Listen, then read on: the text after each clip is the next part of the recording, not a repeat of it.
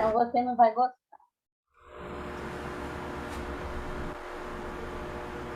Obrigada a Deus por mais esta manhã de estudo. E possamos nos ligar aos Espíritos que também se interessam por esse tema, que esta manhã possa ser proveitosa a todos os que aqui se encontram. Que assim seja. Então vamos lá. Eu vou ler aqui mais um trecho. Deu para ouvir o que eu falei? Deu para ouvir. Mas está baixo, Rosângela. Não, tá. É que meu computador não ligou. Tá. Porque está baixo a sua. Deu para ouvir, mas está baixo. Deu para ouvir, sim. Vamos lá então. Já na quarta edição do Ulterada, onde o trecho acima foi suprimido, né, a parte da expiação, né, que ele fala acima. Um texto jamais escrito por Allan Kardec foi deliberadamente acrescentado, alterando o sentido de expiação, exatamente no do direito canônico, presente nos dogmas das religiões ancestrais. Comentamos isso na aula passada, né? Essas crenças são heterônomas, pois imaginam um Deus vingativo que castiga para oprimir suas criaturas, pelo medo da dor e da tristeza. Sendo que para os que não se tornassem submissos, o castigo continuaria na vida após a morte. Veja o trecho falso acrescentado na quarta edição adulterada. 10º. As misérias, as vicissitudes padecidas na vida corpórea são expiações de faltas cometidas na presente ou em precedentes existências. 31º.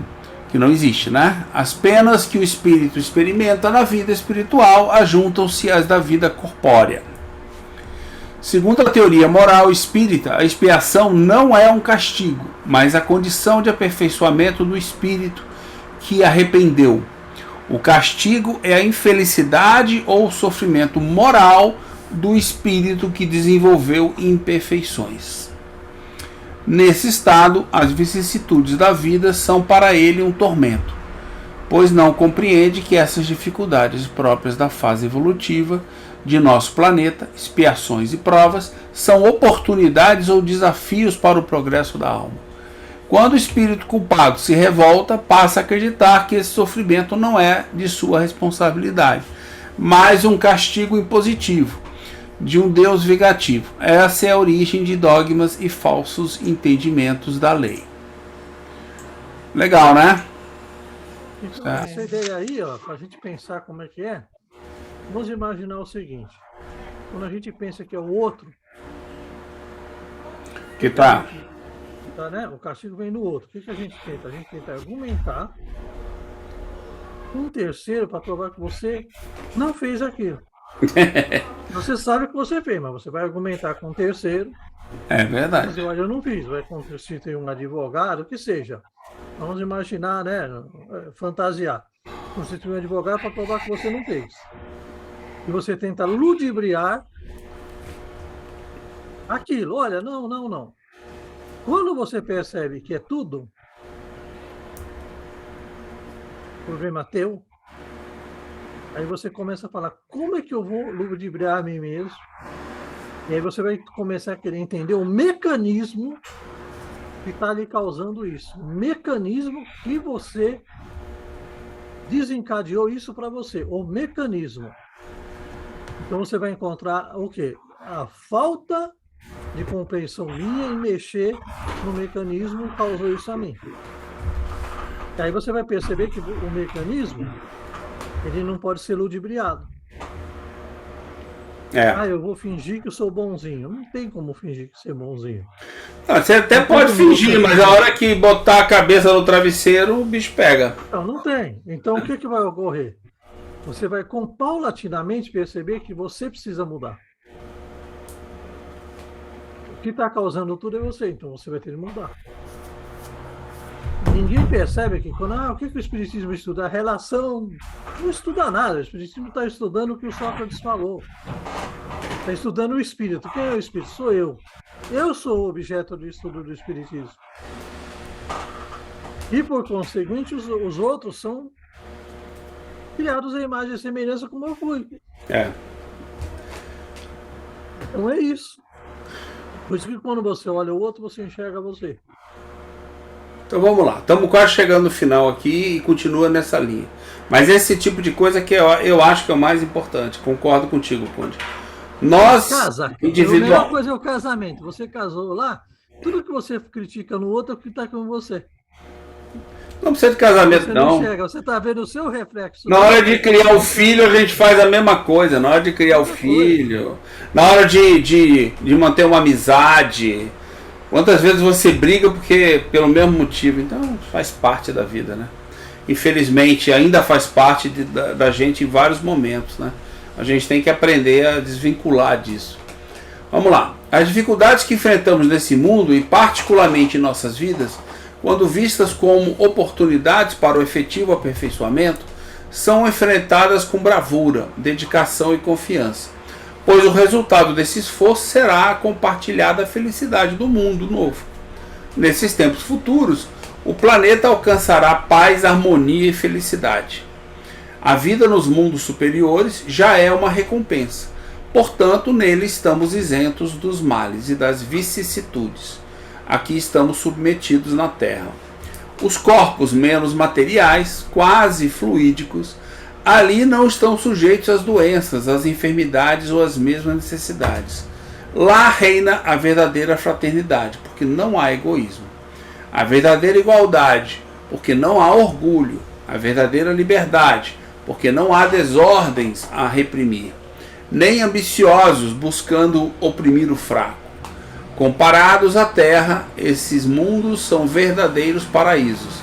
São as etapas da estrada do progresso que conduz ao estado definitivo. Página 74. Nota uma coisa importante, né? Ele cita aí. Não oprime o fraco. O que demonstra isso? Que nem todos que estão lá estão no mesmo nível. Sim. Existe uma hierarquia de evolução ali. Não é que todos estão iguais, não. Todos chegaram num determinado estágio, mas existe diferença entre eles. Mas o que ocorre lá? Que nem um cara assim, eu quero ir para um mundo feliz. Não vai, sabe por quê?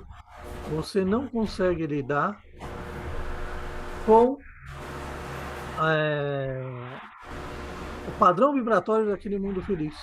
Por quê? Você não consegue manter seu corpo coeso lá. Seu perispírito não fica coeso lá, porque aí está falando aqui do corpo material. A vida nos mundos felizes, nos encarnados. Então, qual que é o problema? O problema é o seguinte, você não tem acesso porque você não consegue respirar. Você não tem a roupa adequada, você não consegue criar a roupa adequada para viver lá. Só isso. A limitação está em nós mesmos, né? É que eu pego uma experiência que eu já vi. Você levar... Uma vez eu levei o meu filho era bem pequenininho, a gente levou ele para assistir o Fantasia do Disney. E ele se assustou. Por quê? Porque não estava habituado naquele ambiente ainda e não tinha... não conseguia compreender o que estava passando lá.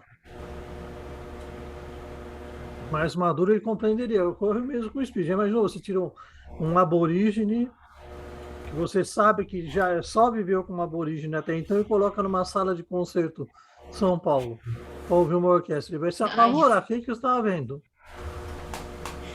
O que estava vendo? Todo esse som de uma vez. Na floresta o som vem, mas vem aos poucos. Entra todo aquele som de uma vez. Isso se ele não perceber, vamos esquecer que vamos imaginar que seja um aborígene que não tem a visão. Ele só vai perceber o som, ele vai ficar apavorado. Vai ficar apavorado. Ele não tem compreensão, não decodifica aquilo.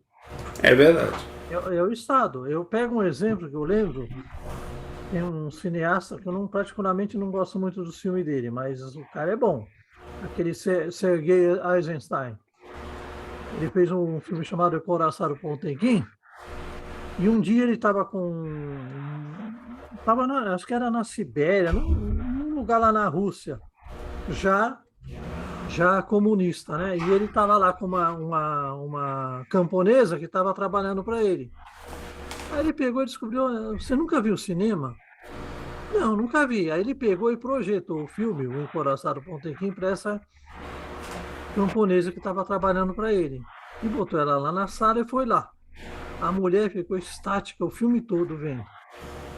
E no final, ele chegou e perguntou: o que você achou? Nossa, que coisa horrível. É como se eu estivesse no inferno, aqueles corpos cortados, aquele rosto, aquele olho que pulava. Ela não conseguiu perceber a linguagem. Então, para ela, toda vez que vinha um rosto no coisa, é como se fosse um rosto cortado, um olho cortado, aqueles planos detalhes. E ela ficou extremamente deslocada ali. É o que ocorre nos mundos. Agora, o que ocorre nos mundos felizes? O indivíduo já tem condições de manter seu eu equilibrado para estar lá. Por quê? Porque é uma conquista dele. Só que, né, a gente vê os mundos felizes, sempre a codificação, os espíritos da codificação trabalham no sentido do coletivo. Não existe conquistas individuais, as conquistas são coletivas. Quero falar sobre isso agora. Né? Muito bom. Alguém mais? Bom, está acabando. Portanto, com a revolução moral secundada pelo Espiritismo, a expiação deixa de ser um instrumento impositivo para se tornar o esforço consciente e voluntário para superar as imperfeições. Pois, no dogma, a imposição da expiação visa o arrependimento pelo medo. Na moral autônoma espírita, o arrependimento consciente permite a expiação como meio efetivo de aperfeiçoamento. No primeiro significado, falsamente compreendido pela heteronomia, a expiação mantém a fé cega e a obediência passiva. No segundo, representa o fim do sofrimento moral, por um aperfeiçoamento sério e efetivo. A felicidade não é pessoal, ela é compartilhada. Enfim, é hora de estabelecer a verdade, recuperar as ideias originais, pois é tempo de o Espiritismo participar da renovação moral que transformará a humanidade pela força da liberdade, da responsabilidade pessoal, da fraternidade e da solidariedade nascidas na base inabalável do dever e da caridade. Num dos trechos adulterados, suprimidos certamente pela profundidade consoladora de suas palavras, Kardec afirmou: por esse outro princípio, não há fé inquebrantável, senão aquela que pode olhar a razão face a face em todas as épocas da humanidade. Ele, o Espiritismo, destrói o império da fé cega, que aniquila a razão, a obediência passiva, que embrutece, emancipa a inteligência do homem e ergue sua moral. Na Gênese, né? Essa, interrompa quando quiserem, tá? Não, essa aqui é pequena. Essa é a bandeira original do Espiritismo, campeão absoluto da liberdade de pensamento e de consciência. O progresso da humanidade deve conceder a todos os indivíduos as condições necessárias para compreender a sua própria crença, pelo esforço pessoal de sua razão, destruindo assim o império da fé cega. Por outro lado, as ideias progressistas baseadas na humanização, dando oportunidades para todos, destruirão também a obediência passiva que embrutece, que por milênios fez das massas máquinas de crer e de servir passivamente a uns poucos privilegiados. O Espiritismo, segundo Kardec, não cria essa revolução moral, mas participa dela, pois os tempos de mudança estão chegados.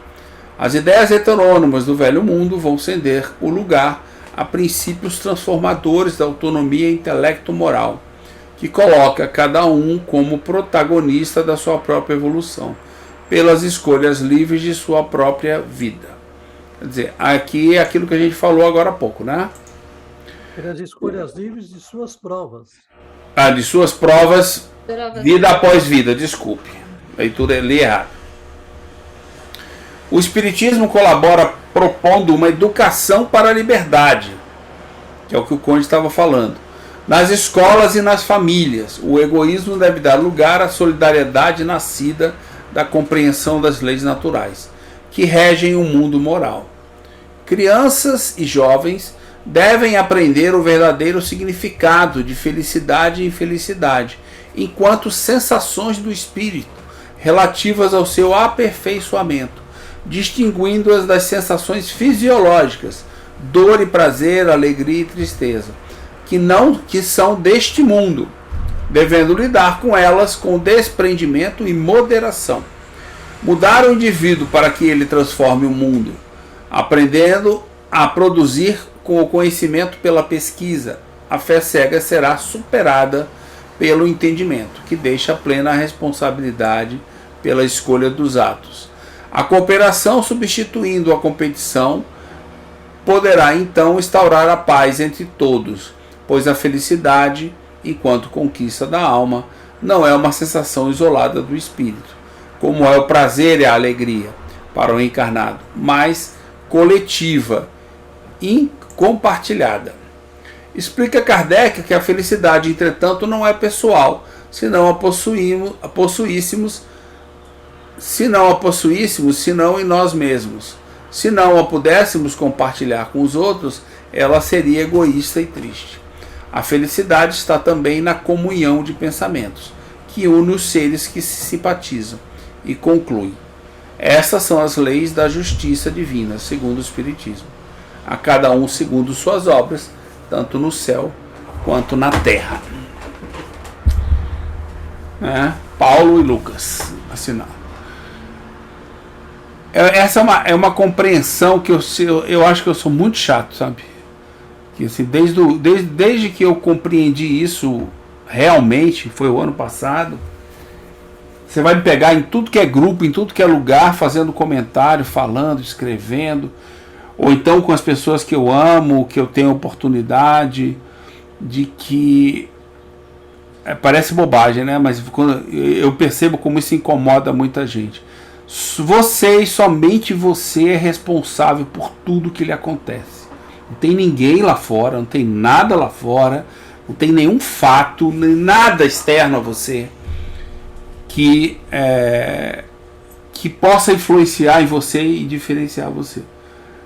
Porque se você acreditar nisso, você abandona todas as amarras e todas as muletas que você que você possa buscar no mundo externo, e vai realmente, é aquela história, quando alguma coisa você assume que é em você que está o problema, daí você busca uma solução. A psicologia do homem é assim. Agora, enquanto eu fico dizendo que isso está acontecendo porque o mundo é malvado, porque meu irmão fez uma coisa errada, porque a minha esposa não está me compreendendo, ou seja, e tudo isso é o mal que está fora de mim, e eu não tenho culpa,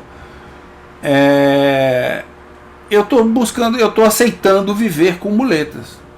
Eu compreendo que seja difícil pra gente, pra mim pelo menos né? E eu acredito que seja para outros pela reação que eu vejo, mas é uma interpretação minha, né? Mas para mim é difícil você ficar o tempo inteiro se confrontando com você mesmo. De que as cagadas que estão acontecendo, os erros, as dores são todas suas, somente suas. Não olha para o lado, não perde nem um segundo olhando para o lado, porque não adianta, entendeu?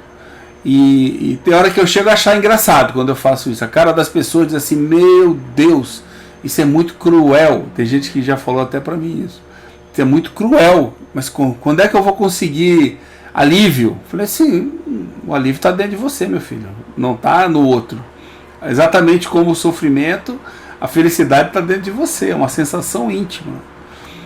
E aí eu entendo por que as pessoas se apegam tanto à matéria, né? Porque é muito fácil ser alegre.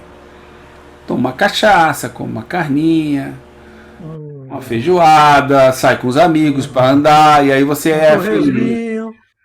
Torresminho é felicidade, você está equivocado, rapaz.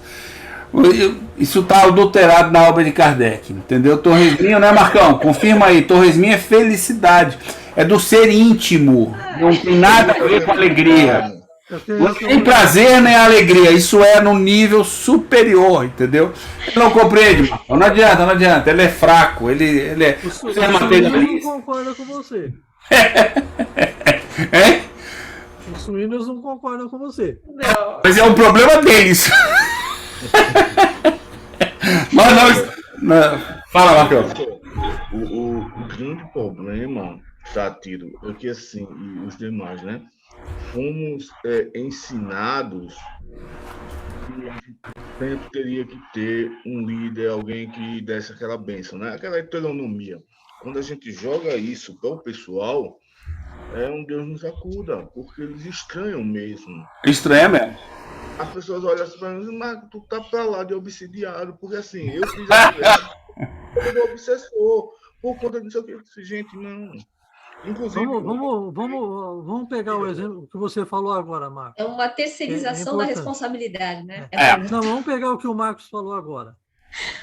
Vamos pegar o indivíduo que foi escolhido, né, que se escolheu também, né, para ser o codificador, o Kardec.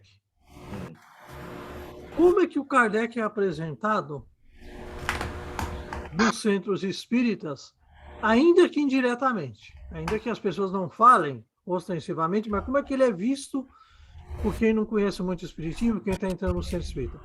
O indivíduo que não sentiu sofrimento, um indivíduo extremamente racional, distante, sem preocupações. Ao contrário, por exemplo, como a gente enxerga um Chico Xavier. A gente vê o Chico Xavier como um mártir. E olha para o Kardec e fala, não, Kardec teve uma vida mansa, foi protegido, veio tudo de mão beijar. Por quê? Por que acontece isso? Em geral, porque nós queremos projetar no indivíduo que venha salvar todo mundo. Jesus mais cômodo, né? Salvador do quê? O que Jesus é salvador? Jesus é um professor. Projeto. Você acha algum Jesus na tua vida? Outra, salvar do quê? Teu destino é nunca morrer? Aí as pessoas, não, ele veio me salvar. Vem salvar do quê? Tá bom, nessa então lógica que aí nós vemos aí vem no centro espírita. O que as pessoas vão? Como é que surgiu no centro espírita no Brasil? Um médium que se destacava. Infelizmente, depois, com o passar do tempo, era endeusado. Em vez das pessoas procurar entender os ensinamentos, endeusava quem estava compreendendo. E esse alguém se perdia. Mas eu acho que as pessoas fazem isso, eu concordo com... Aí quando a pessoa comete um engano, que a pessoa é falha, dá um tropeço, o que acontece? O espiritismo não presta, porque aquele lá espírita, gente, o que tem a ver uma coisa com a outra? Parece que quem não é espírita é perfeito, ou quem segue outra coisa, a doutrina é perfeita e por aí afora. Não é. Mesmo o Papa, se a gente for analisar, como é que o católico vê? Infalível. O Papa é infalível. Agora estão questionando o Papa. Por quê? Porque um Papa diz uma coisa, outro Papa disse outra. Tem dois, né? Mas eu acho que isso que o Marcos falou é verdade, Marcão, de que as pessoas não estão preparadas. Assim, eu tenho uma visão própria minha, quer dizer, que eu acho o seguinte, eu até entendo e de vez em quando eu vou até um certo ponto e deixo rolar, entendeu? Assim como muita gente faz. Mas eu me vejo na obrigação de, se questionado e chamado para conversa, de falar o que tem que ser dito, entendeu? Se tá doendo nos outros, o problema não é meu. Eu não tô fazendo para machucar ninguém. Pessoas, só que quando você faz isso com a mínima insistência, o que é mínima insistência? Fala 2, 3 vezes na mesma hora. Porque você fala uma vez, a pessoa escapa para a direita, aí você venha, aí ela escapa para a esquerda, aí você venha, aí você amarra a pessoa na cadeira e fala, você está sendo agressivo comigo. Eu canso de ouvir isso. Eu falo, não estou sendo agressivo, eu estou dizendo o fato que está escrito aqui. Nós não estamos estudando? E nos estudos isso é claro. Não, mas veja bem, aí a pessoa diz de uma maneira light, né? Vamos dizer assim, assim é mais light. Mas é mais light, mas está errado, né? Só que o que você disse não é o que é. Você disse outra coisa que você queria ouvir. Aí a pessoa, eu falei, bom, então me diz aí, essa sua lógica, onde é que está escrito em Kardec? Nós estamos estudando Kardec. As pessoas transferem para si, como elas não conseguem Entendeu? Em vez de refletir e querer trazer as suas dificuldades no estudo, dizer, olha, tal coisa eu não compreendo direito, como é que eu posso fazer? Né? Elas se apegam, aí eu tenho uma outra teoria minha, teoria não, a gente percebe isso. É muito fácil você falar, difícil é fazer. E o Espiritismo nos convida a fazer, não a ficar discutindo o que eu vou fazer. Eu tenho um ditado desde jovem mesmo, antes da universidade. Meus filhos sabem de cor, meus amigos também, que é o seguinte: você é o que você faz e não o que você diz. Então tudo aquilo que você diz que vai fazer, que você diz que devia ser assim, deveria ser assado, então começa me mostrando que você faz isso. Senão, é palavras ao vento, entendeu? Não tem conversa. Não, porque eu acredito nisso e naquilo, ótimo, mas não fale. Viva dessa maneira. Ah, mas é difícil. Ninguém... Não é fácil isso, entendeu? Isso aí é problema. No que vocês estão falando, tem uma coisa que eu achei interessante que o Conde falou. É engraçado como a gente vive nessa heteronomia mesmo, né? Porque o salvador é o outro, que eu espero que me salve. E o culpado também é o outro, que eu coloco a responsabilidade, né? Então, a gente percebe que a gente ainda vive nessa sociedade heterônoma, né? E que a gente tem que modificar. Uma outra coisa que eu achei interessante também, o que você disse, Satiro, eu também acho que a gente precisa ser mais direto nas coisas que a gente fala mesmo. E o quanto que a gente vê, fica até um discurso hipócrita, né? Trazer... Eu não quis usar a palavra. Não é fácil, entendeu? Eu não me esforço para fazer. Ah, mas eu estou aqui estudando, é só teoria, é que na prática é difícil. Gente, tudo bem, na prática pode ser difícil, a gente vai errar muitas vezes, erra o tempo todo, mas se eu não tiver uma disposição em fazer parte daquilo que eu estou falando, então, desculpa, rasga tudo, vai embora, que eu acho que não tem muito sentido. Legal, essas duas coisas que vocês disseram, e que acho que está de acordo aí. É isso daí, eu acho que eu não estou dizendo que eu sou assim, mas eu uso como lembrete isso, entendeu? De que assim, olha, minha vida inteira, eu estou fazendo aquilo que eu estou falando, que das duas uma, ou eu passo a fazer, ou eu paro de falar. Pare de falar. Não, eu falo assim, fazer eu não consigo ainda, então para de falar, porra, entendeu? Para de falar que tu faz, entendeu? Não, o pior é que as pessoas chegam ao cúmulo de falar que faz. Como às vezes a pessoa fica insegura, e nesse ambiente nosso também acontece, mas acontece em tudo que é lugar, ela não fala que faz, ela dá a entender. Dá a entender. É o famoso dá a entender que eu estou no caminho, principalmente no espiritismo. Eu estou no caminho. Entendeu? Eu lembro das reuniões do centro espírita, eu virava e falava assim, deixa eu entender direito, o que você falou é que você está fazendo isso? Não, veja bem, é o famoso veja bem, né? Veja bem, eu falei assim, não, vou retomar direito. Você colocou como se você estivesse fazendo e que aconselha para todo mundo fazer. Mas você não está fazendo, é isso? Aí ia por água abaixo todo o conselho da pessoa, no meio da diretoria, né? Era eu e o Edson, que é um amigo meu que me ajudou a fundar o EPT, né? Até estão me chamando para poder fazer o céu e o inferno lá no Centro Espírita, não sei como ainda. Mas mudou a direção, mudou um monte de coisa lá. Vamos ver. Então, assim, as pessoas ficam nessa hipocrisia, e o Edson não gosta de hipocrisia também. Então a gente se dá muito bem nesse aspecto também.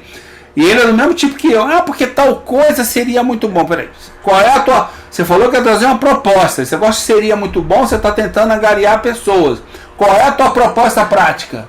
Diz claramente o que você quer que se faça. Ele já foi presidente do centro, né? Não sei. Eu vou pensar melhor. Aí a pessoa não diz. Porque ela não sabe se todo mundo vai aprovar, ela tem medo de errar. Fala assim, sabe, então tá bom. Então assim... Dá lá no que é o espiritismo, né? O espiritismo não tem o interesse de fazer prosélitos, né? Não adianta a gente... isso mesmo. Entendeu? E aí, enfim, a coisa fica, né? Tem quem... Não, é o diz, mas não diz, entendeu? É o aconselha, mas não faz, sabe? Essas frases eu tô cansada, sabe? Eu uso muito. Falo assim, vem cá, você faz o que você tá falando? Aí você, Tenta, né? aí você desmonta a pessoa, entendeu? Eu não cheguei nesse nível. Eu faço isso em ambientes fechados com amigos, né? Ou conhecidos, assim, mas... E faço no trabalho também isso. Falo assim, vem cá, a sua proposta vai ser aplicada como você falou? É isso que a gente vai fazer? Então vamos começar a fazer. Não. Ele não quer. Ele quer que faça, mas ele não quer ser o dono da ideia. Porque aí a responsabilidade é tua.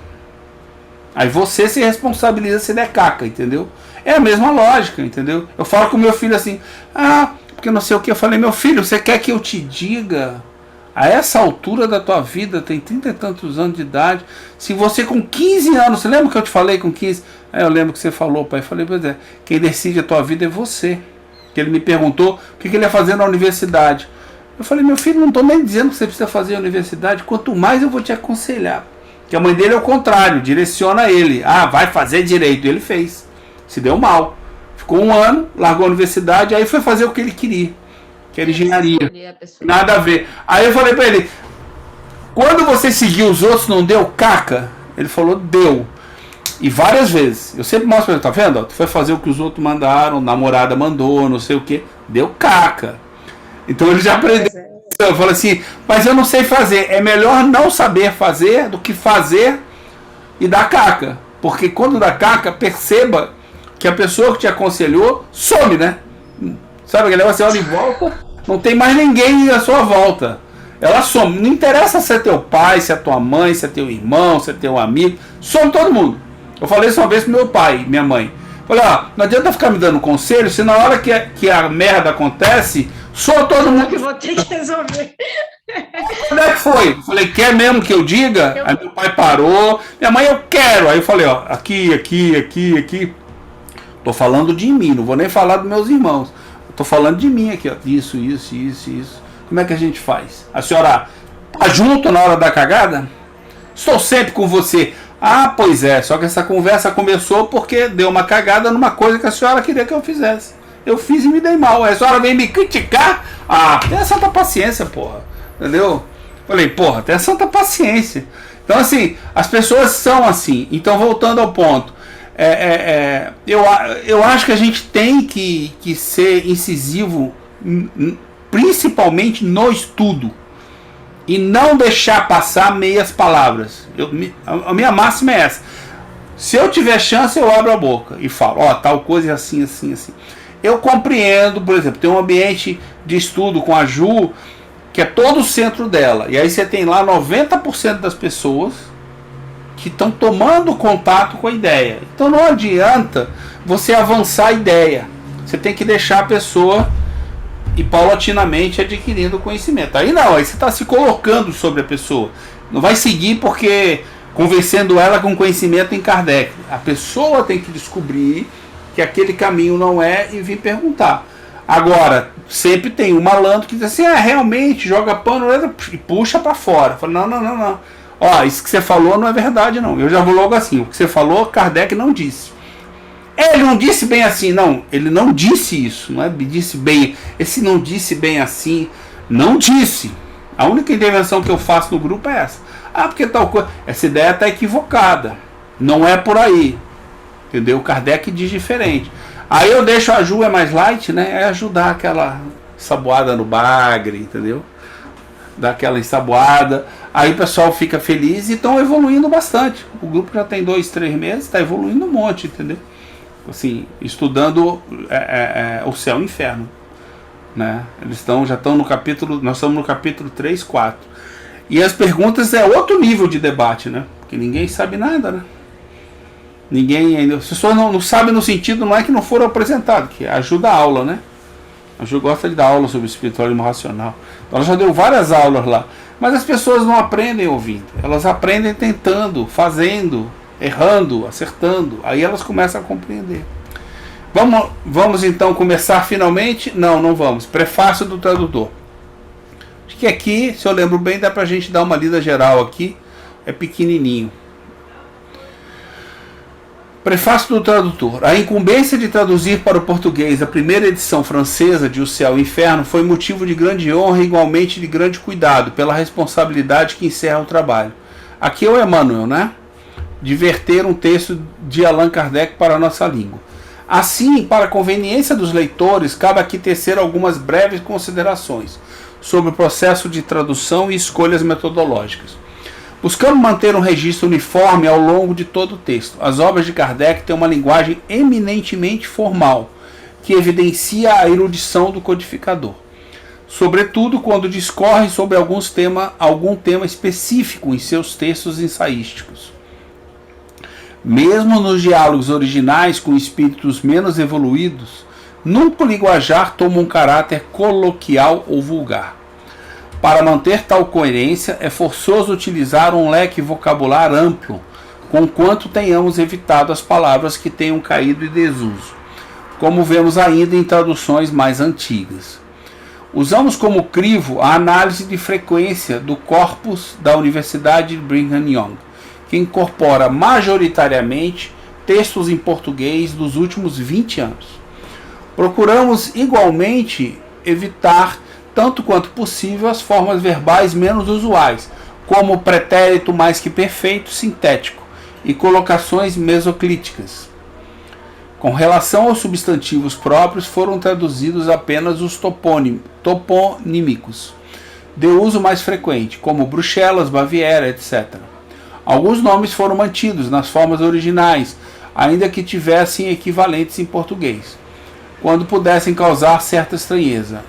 Rio Lor e não Rio Linger, Bordeaux em vez de Bordeaux, exceto pelas figuras históricas, hagiográficas ou mitológicas com formas portuguesas de uso corrente. O antropomínico não foram traduzidos. Ao contrário do francês, não se utiliza em português o pronome vós e outras formas pronominais e verbais correspondentes, como registro de formalidade no tratamento da segunda pessoa do singular, exceto pelo plural majestático referente a Deus, como se vê na oração dominical: Pai nosso que estais nos céus. Apesar disso, constatamos que a ampla maioria das traduções existentes opta por fazer uma transposição literal do texto francês usando o pronome vós, quando no original o pronome vous refere-se claramente a um interlocutor único, o que não encontra abonação em nossa língua, como dito antes.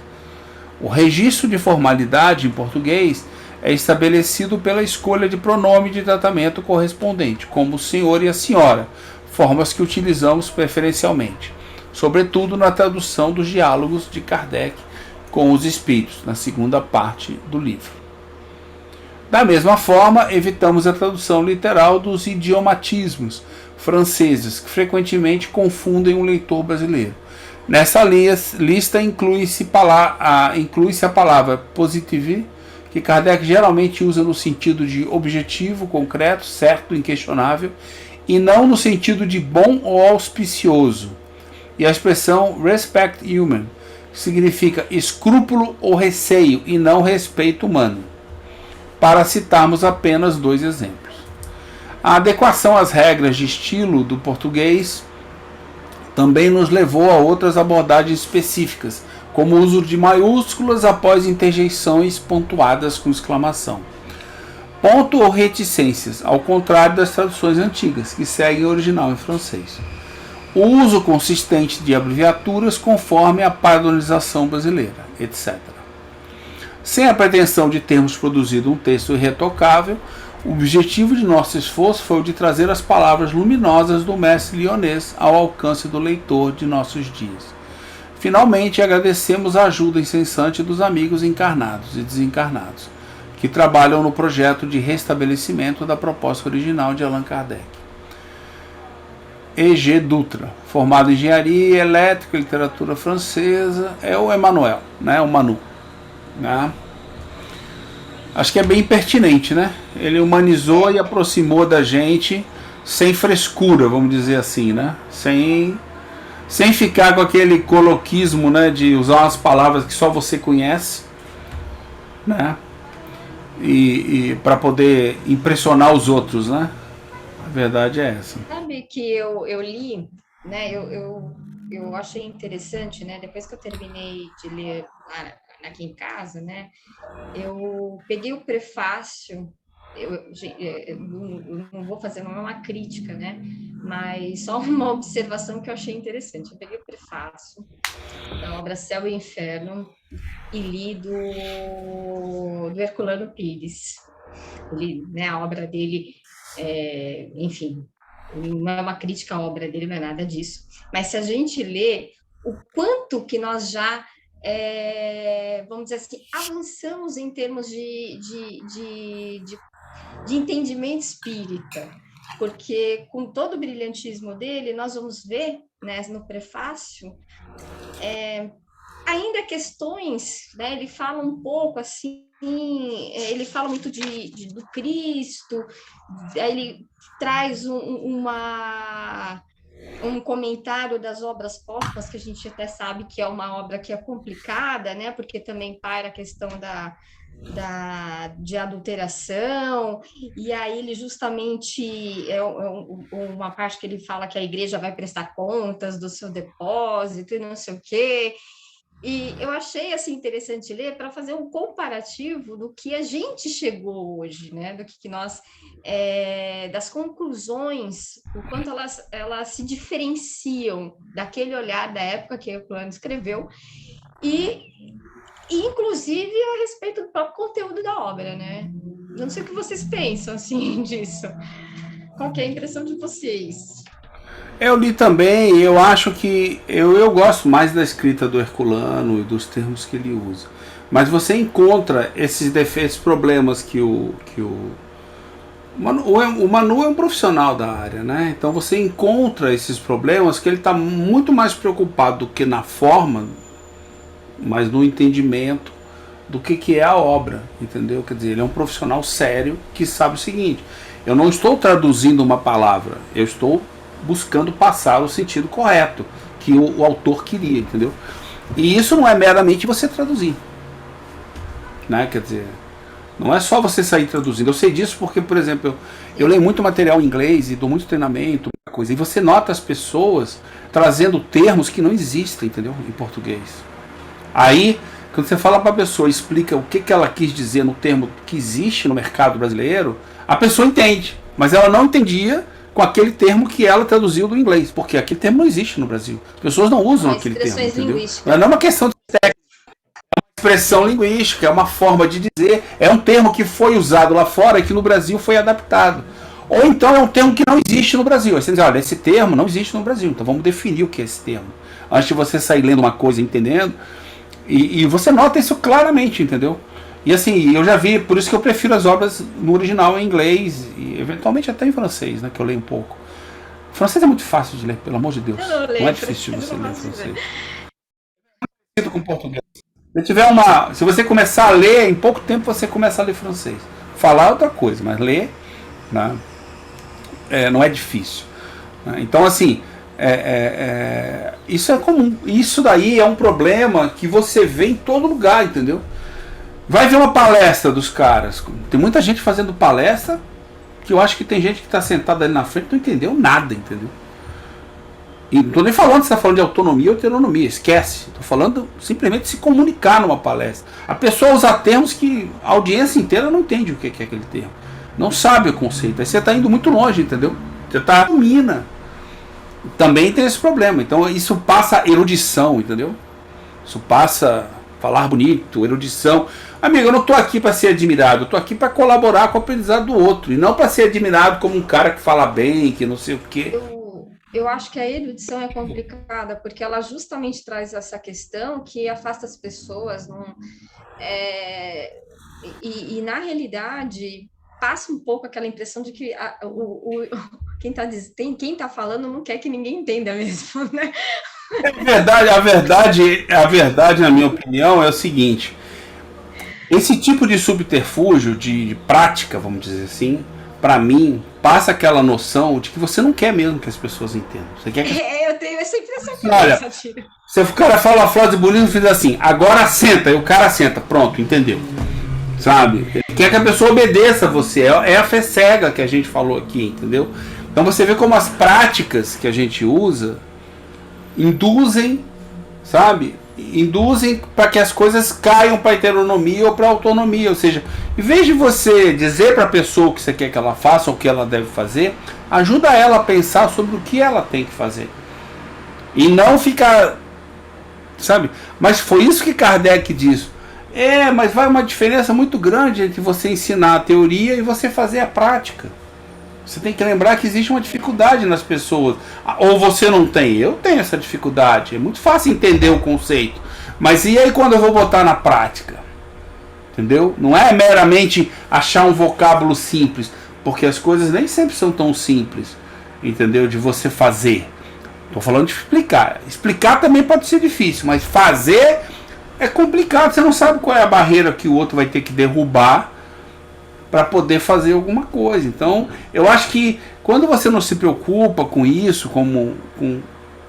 eu acho assim que a gente tem que, no nosso ambiente do espiritismo, ajudar as pessoas pela educação, ajudar as pessoas a pensarem e aprenderem por si mesmo, porque o que interessa nessa confusão toda é o indivíduo.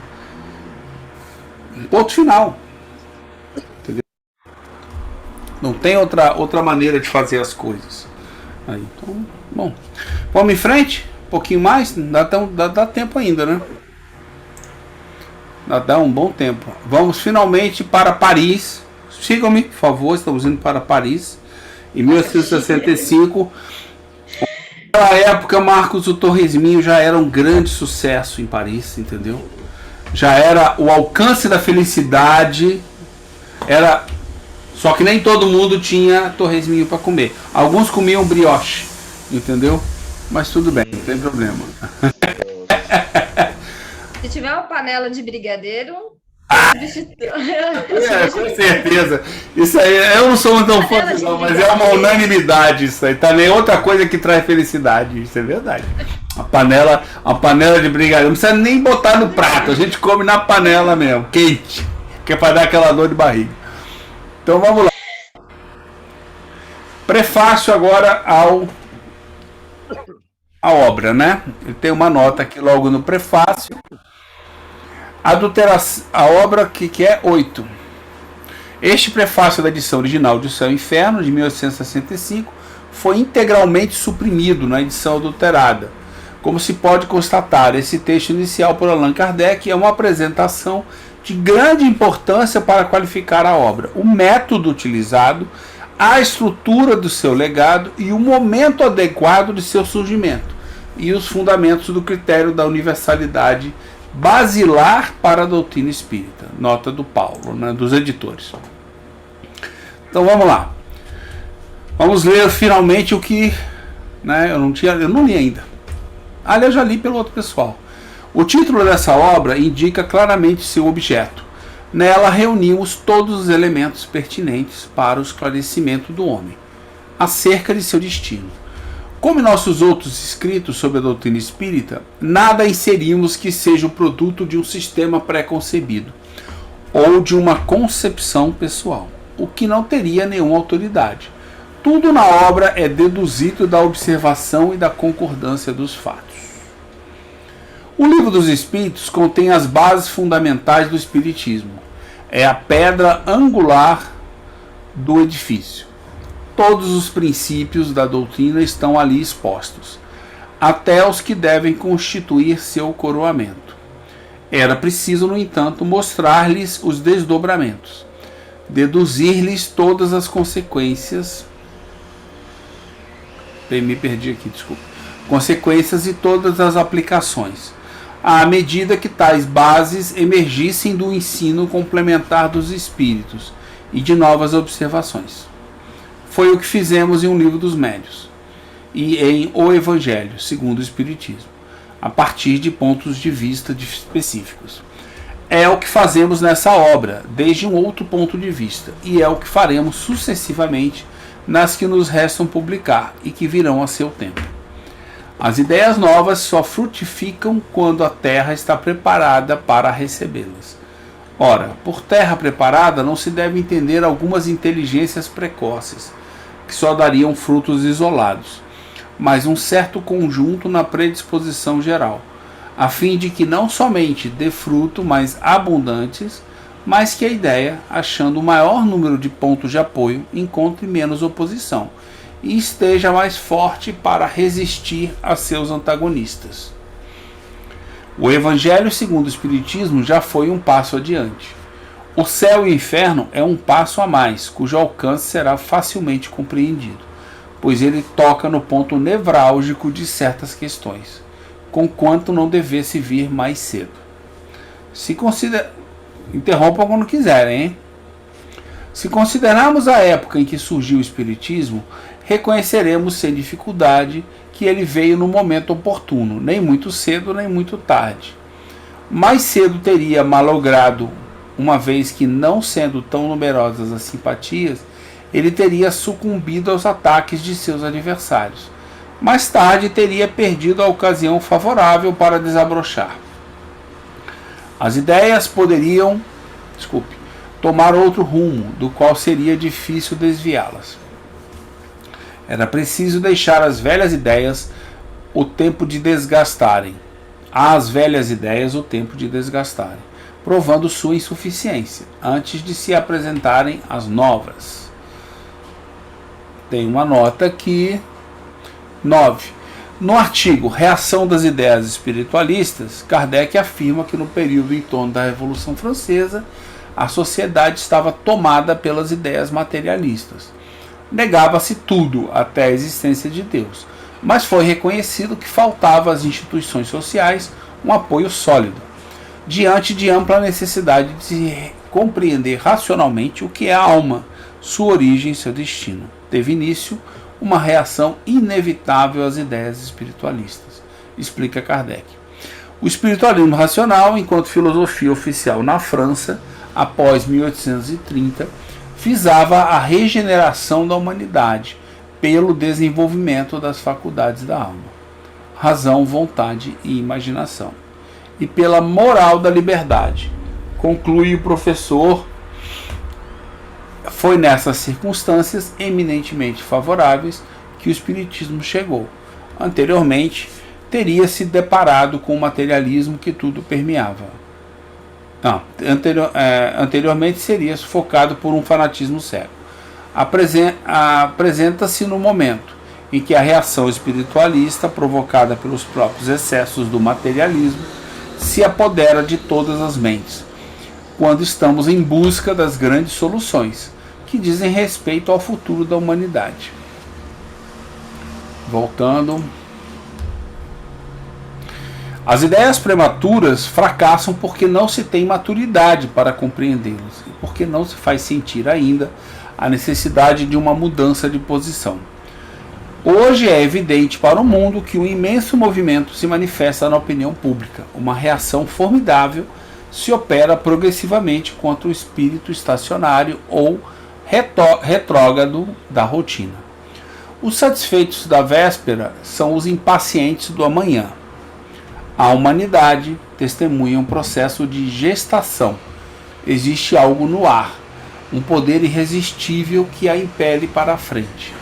Ela é como um jovem saído da adolescência, que entrevê novos horizontes sem conseguir defini-los, e que se desfaz dos traços da infância. Desejamos algo melhor, alimentos mais sólidos para a razão, mas esse melhor ainda é indefinido. Procuramo-lo. Todos trabalham por ele, desde o crente até o incrédulo, desde o operário até o sábio. O universo assemelha-se a um vasto canteiro de obras. Uns demolem, outros reconstroem.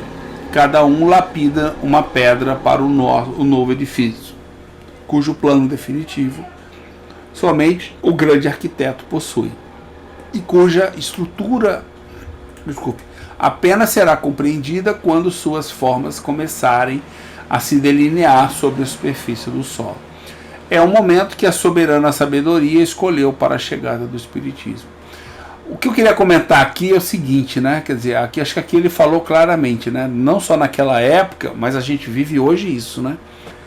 É que, onde é que ele diz aqui? A humanidade testemunha o processo de gestação. Existe algo no ar, um poder irresistível que impele para frente. Ela é como um jovem saído da adolescência, que entrevê novos horizontes, sem conseguir defini-los, e que se desfaz dos traços da infância. Né? Aí eu acho que é o seguinte, eu acho que quando a gente chega nesse estado, você tem dois caminhos. Ou você age para sair do lugar que você está, e eu acho que uma das dificuldades que nós tivemos foi não só a ausência desse conhecimento, mas a substituição dele por um conhecimento errado. Acho que isso nos prejudicou nos últimos 150 anos. Estou falando do homem hoje. Se você quiser pode falar até do espírito dentro da casa espírita. Eu fico pensando na dificuldade das pessoas de quando ouvem essas ideias que não são novas no tempo, mas são novas porque eles nunca pensaram sobre isso, né? Como eles levantam barreiras. Aí é que eu quero falar assim, essas barreiras é uma forma de agir que eles aprenderam, entendeu? Por quê? Porque justamente é a fé cega, né? É o dogma, é você querer uma verdade fácil, né? Essa aí é fácil de eu entender, eu vou aceitar ela e todo mais eu não quero saber mais. Não quero falar no assunto. E infelizmente isso foi ensinado pra gente desde sempre. Já era ensinado assim antes. O Espiritismo veio, a gente teve uma chance, tiraram da gente e dificultaram, vamos dizer assim, né? Vamos dizer, tiraram completamente, dificultaram muito pra gente de várias maneiras, no mundo inteiro. E daí a gente foi se apegando a uma vida fácil, entendeu? Uma verdade fácil, que é tranquila. Eu vou lá, rezo no centro espírita, vejo uma palestra, ali eu já estou aprendendo alguma coisa. E que eventualmente uma vez ao ano eu vou lá, faço um evento de Natal. É tão bonito ver aquelas pessoas que eu estou ajudando. E aí eu estou me salvando, né? Quer dizer, a quantidade de bônus hora que eu estou ganhando está crescendo, porque é uma ideia gostosa, né? Quer dizer, qualquer coisa que eu faço, bônus hora, bônus hora, bônus hora. Parece, não é da época de vocês, né? Mas a gente tinha o Kid Vigarista, né? Lembra? Aí o Mutley. Medalha, medalha, medalha, medalha, medalha, medalha, né? Medalha, medalha, medalha. Quer dizer, nós temos um monte de Mutley, eu já falei isso no centro. Eu falei, pô, parece que tem um monte de Mutley aqui, né? Todo mundo só quer saber de bônus hora, bônus hora, bônus hora, bônus hora, bônus hora, bônus hora. Tudo é bônus hora, pelo amor de Deus. Você não faz alguma coisa por ajudar, sem retorno nenhum. Na época eu já falava, falei, porra, pelo amor de Deus, cambada de Mutley espíritas, entendeu? Tudo é bônus hora e retorno. Então as pessoas, nós temos essa dificuldade, né? E eu acho que essa é a grande barreira inicial, eu vou dizer, que as pessoas têm hoje. Elas têm essa dificuldade. E quando a pessoa quebra, eu acho que a recompensa é instantânea, entendeu? Se ela está atrás de recompensa, ela vai ter uma recompensa instantânea, né? Se ela quer, porque você começa a agir de uma forma que as coisas funcionam melhor, né? Não é nada como você fazer a coisa certa por fazer, né? E não ficar justificando o que você fez de errado, né? É melhor fazer certo da primeira vez, já faz o bem desde o início, que você não tem que justificar nada, né? Então, quando eu leio isso, eu penso nesse tipo de coisa, né? Eu acho que lembra muito também aquela coisa que vinha, né, trazendo junto com as religiões, porque você está vivendo tal situação, é porque Deus quer. E aí reforçado muito por aquela tese da causa e efeito. É porque você tem que pagar, você está nessa situação. É fácil compreender, né? É fácil compreender, aceitar, e de vez em quando você ganha um biscoitinho, ó, senta aí que eu te dou. Aí você, ou então fica aquela coisa do biscoitinho lá no plano espiritual. Não, olha, quando você chegar lá, vai ser diferente, porque você foi uma pessoa assim, você tolerou tudo isso. Você será salvo. Você será salvo. Então, colocavam, né, Jesus na cruz, olha só que, né, e a demonstração suprema ele traziam essa questão como a abdicação total, a renúncia, né, de si próprio. E aí a gente ficava com aquela história que vou ter que colocar uma coroa de espinho, e então eu vou no centro espírita ou um lugar de religião para eu poder né? Tem que sofrer para melhorar. Se não sofrer, Tem que sofrer. essa é uma ideia que a gente vive muito, né? Eu acho que a gente está rompendo com isso hoje, né? De falar, não, né, o bem, o bem se constrói realizando o bem, né? Fazendo o bem, e não simplesmente abdicando das suas faculdades, né, para conseguir um reconhecimento ou uma recompensa, não, porque se você abdicar, na hora que você chegar lá no plano espiritual, vai ser tudo de bom, né? Você vai para o nosso lar, e toda aquela história que foi construída. Eu acho que traz muito isso, esse rompimento. Essa primeira parte aqui tá me trazendo muito esse rompimento, com essa visão que vínhamos ouvindo, né, sendo propagada, com esse rompimento de algum tempo que vem aí, sei lá, de algum tempo que nós estamos aí estudando, uma percepção de que a doutrina espírita não está sendo interpretada, não estava sendo vivenciada de uma forma que respeitasse, né, a sua originalidade. A gente perdeu muita coisa, né? Ficou claro, e o tempo nem é o tempo nem é minha principal preocupação, mas é a questão do entendimento, né? Então, o que é você perder 1/10 de segundo quando essa vida é 1 segundo só, né? Não é muita coisa assim, mas vamos dizer assim, o que me incomoda mais é o atraso de ter começado, entendeu? Não me deixaram começar antes. Ou seja, eu não consegui entender o que estava acontecendo e não consegui começar antes. Então é isso que me incomoda mais. Mas você não resolve isso se lamuriando, você, né? Isso é ficar falando. Você resolve isso agindo, Satírio. construindo e mudando. Tudo é construção. Tudo é aprendizado. Não precisa abandonar nada. O erro, a gente não aprende com erro, então não abandona nada. Não. Vive do erro e faz diferente, entendeu? Toque em frente, Vamos em frente. Vamos em frente. Vamos lá. Os espíritos que presidem o grande movimento regenerador agem então com mais sabedoria e previdência do que o fariam os homens, porque a visão daqueles engloba a marcha geral dos acontecimentos, enquanto nós outros somente vemos o círculo limitado de nossos horizontes. Nota 10, né? A observação dos fenômenos está entre os passos do método científico. Na ciência espírita, a teoria se restabelece por 2 processos. Os espíritos superiores estudam os fatos do espírito humano diretamente em seu meio, pelos sentidos do perispírito e pela amplitude de consciência. Os homens, enquanto encarnados, não podem fazer essa ampla observação direta. Pesquisam as fases da evolução espiritual, deduzem suas leis e constituem sua teoria. 2. Rivail e a comunidade dos pesquisadores espíritas, por meio de milhares de comunicações com espíritas nas diversas fases evolutivas, em centenas de grupos pelo mundo, puderam confirmar racionalmente os conceitos pelos depoimentos.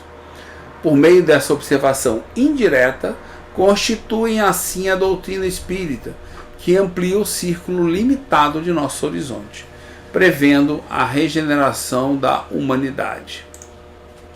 Aqui eu achei interessante sempre a gente lembrar, né, da universalidade dos ensinamentos espíritas, né? Isso eu acho que é uma das, assim, para mim, né, lógico, acho que cada um tem a sua visão, mas para mim é um dos conceitos mais importantes, porque isso delimita o que vai ser agregado à doutrina espírita, o que faz parte da doutrina espírita, e eu posso acreditar numa série de outras coisas, mas entender que essas outras coisas que de repente eu posso acreditar ou não fazem parte da doutrina espírita. Justamente. Não, o que não quer dizer que não seja ciência, que não seja válido, ou não sirva de ponto de partida para reflexão. Tá tudo valendo. Que não faz parte. Não precisa abandonar o teu conhecimento. Você só precisa saber, quando você está falando de espiritismo, entendeu? O que é o que, e ele aponta numa direção que não é espírita, mas é numa direção que é humanitária, entendeu? Que todo mundo pode fazer, já está fazendo, independente de ser ou não espírita. Porque é a psicologia do espírito que a gente está estudando. Sim. O espírito já age nessa psicologia em diferentes graus, independente se é ou não é espírita. Aí fica mais fácil você compreender. Entendeu? Porque também obrigar todo mundo a virar espírita seria mais uma heteronomia, né? Então, Com certeza. então vamos lá. Tendo chegado os tempos da renovação conforme os decretos divinos, era necessário que, em meio às ruínas do velho edifício, o homem entrevisse para não esmorecer as bases da nova ordem das coisas. Era preciso que o marinheiro pudesse distinguir a estrela polar que deve guiá-lo ao porto. Vamos lá. 11. Nota. A ideia da heteronomia ou a obediência passiva do indivíduo a regras externas que ele não compreende racionalmente, servindo aos interesses alheios, é o fundamento das desigualdades e do privilégio do mundo velho. Muito bom isso, né? Sim, é muito verdade, né? Então, assim, é por aí que a gente tem que mudar, sair da heteronomia e levar todo mundo para ajudar todo mundo a ir para a autonomia. O espiritismo fala. E aí, engraçado, faz o link com aquela questão que nós estudamos, né? De falar da plena justiça também nas relações sociais. Não, isso aí é direto o link, é que eu falei, ou seja, você não faz a justiça social que a gente fala aqui fora, ditando regras, né, quer dizer, para os outros, seja qual forem, pode ser certa, errada, não interessa.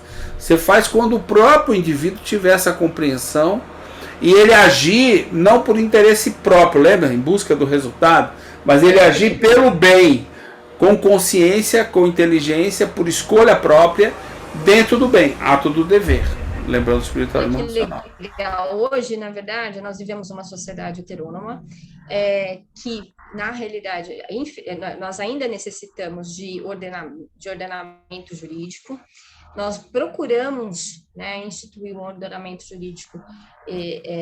Uma das aspirações da sociedade é trazer um ordenamento jurídico mais justo, mas a partir do instante em que eu dependo de um ordenamento jurídico que determina o que eu tenho que fazer e determina uma punição caso eu não faça, eu ainda estou numa sociedade heterônoma. Então, por mais que eu acho que enquanto nós, sociedade, nós vivemos isso, eu acho que a questão 888 do Livro dos Espíritos, que fala inclusive de esmola, e aí o Espírito diz, olha, mas uma sociedade, o mais fraco deve proteger o mais forte, o mais forte deve proteger o mais fraco, deve buscar, sim, uma situação digna para ele. Faz na conclusão, e naquela revista espírita que eu estava dizendo, fala o seguinte, que essa colocação, né, ela vai se restabelecer como um valor de justiça nas relações sociais quando todos nós, né, atingirmos reconhecermos o dever do bem, porque enquanto a gente não reconhece o dever do bem e a gente depende de uma norma exterior que nos determine, vai haver injustiça. Porque vai ter quem vai pular, quem vai pular o muro, entendeu? É que eu acho que a gente tem dificuldade em aceitar de que a jornada não acabou. A gente está na jornada. Aí você tem que escolher. Eu acho que o ponto é nós temos que escolher de que maneira nós vamos fazer a jornada, entendeu? Você vai buscar fazer da maneira mais rápida, a velocidade não é sua. Você tá justamente agindo, sabe? A pessoa não está preparada. Né? Quer dizer, a pessoa não está preparada para aquilo. Ela escolheu um caminho que levou ela ao desencarne. É porque ela não está preparada. Mas eu vou salvar ela. Você está realmente salvando ela? Será que ela não precisa dessa experiência? Entendeu? Para poder compreender, sabe? A pessoa talvez precise errar daquele jeito para ela compreender, sofrer aquilo. E lembra o seguinte, essa opção de passar por uma prova não é nossa, nem da sociedade, nem do mundo, é da própria pessoa muitas vezes. Você não sabe, pode ser uma vicissitude. Se é uma vicissitude, não foi feita para ela. O mundo é assim. E quando o mundo melhorar, as vicissitudes reduzem. Você não tem como fugir da vicissitude, eliminar a chance das pessoas viverem as vicissitudes. Eu vou proteger. Tenta proteger teu filho em relação às vicissitudes. Não, Não tem jeito. Segundo, não é o caminho certo. O que é pior, eu acho, é que não é que você não pode proteger, é que o caminho certo é deixar ele viver a vida dele. Se você gosta da pessoa, ama, deixa a pessoa passar pelo que ela tem que passar. Entendeu?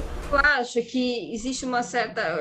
Eu ficava pensando, né? Sempre pensei assim, em relação às vicissitudes e a necessidades das nossas experiências. Eu acho que existe uma economia divina e a gente está aprendendo, a gente erra, nós vamos errar e nós vamos aprender com esses erros. É isso mesmo, é uma economia. Bem, é uma doutrina econômica. Você dá, você pega, você.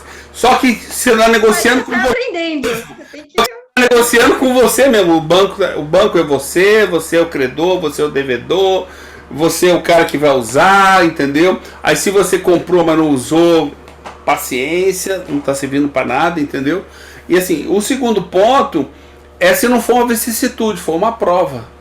Aí pior ainda, a pessoa mesmo escolheu aquela prova, e tu vai lá e a pessoa vai cair, você vai lá e segura ela. Porra! Entendeu? Eu gosto muito da historinha da velhinha, né? Dos escoteiros, você conhece, né? Que o escoteiro acabou de sair, todo animado, do curso lá no final de semana. Tem um amigo meu que é líder escoteiro, né? E aí ele gosta muito dessa história que eu passei pra ele. Aí ele fala assim, aí ela acabou de sair, o garoto saiu animado, fazer bem no mundo. Aí ele vê uma velhinha na esquina. Aí chega, eu vou ajudar essa velhinha. Pega a velhinha pelo braço, atravessa o sinal, bota do outro lado, chega do outro lado, a velhinha espanca ele. Que é isso? Mas eu só tô ajudando. Eu não queria atravessar a rua, eu queria ficar do lado de lá. Quer dizer, você não sabe o que a pessoa tá querendo, entendeu? Menos ansiedade. Eu adorei o teu termo ansiedade. Já usei em 2, 3 lugares. Falei, isso aqui é da amiga minha. E quando conhece, você assim, seu Eli saiu com um termo ótimo. Vamos parar de ser espíritos ansiosos, entendeu? Querer fazer as coisas pelos outros, né? Se a gente mal consegue fazer pela gente, e quando é com a gente quer que seja imediato. Não, vou começar a fazer e daí uma semana, vem cá. Já tô com a virtude pronta? Já tô legal? Já tô tranquilo? Não tá, cara, tá louco. Aí na semana seguinte, e agora? Já deu de novo a virtude? Já apareceu a virtude? Parece criança em viagem de carro, né? Parece viagem de carro. A cada 10 minutos, já chegou? Falta quanto tempo? Já chegou? Pelo amor de Deus, Gente, é o seguinte, eu vou ter que sair, vou precisar sair. Não, acabando agora, estamos acabando agora. Vamos parar agora aqui, nessa sabedoria dos espíritos, é o parágrafo. Sim. Vamos lá, quer fazer uma oração, um agradecimento de encerramento aí? Marcos. Isso, Astronomia. É porque Astronomia. deixa eu fazer, aí nós escutamos e aí então deixar ele fazer, entendeu? A gente é bondoso. Olá. Mais uma vez, gratos estamos por mais um estudo da obra O Céu e o Inferno, onde cada dia mais somos esclarecidos sobre as verdades trazidas por Kardec para a nossa melhor esclarecimento espiritual. Por tudo, agradecemos mais essa oportunidade. Que assim seja. Que assim seja. Gente, então compartilha aí a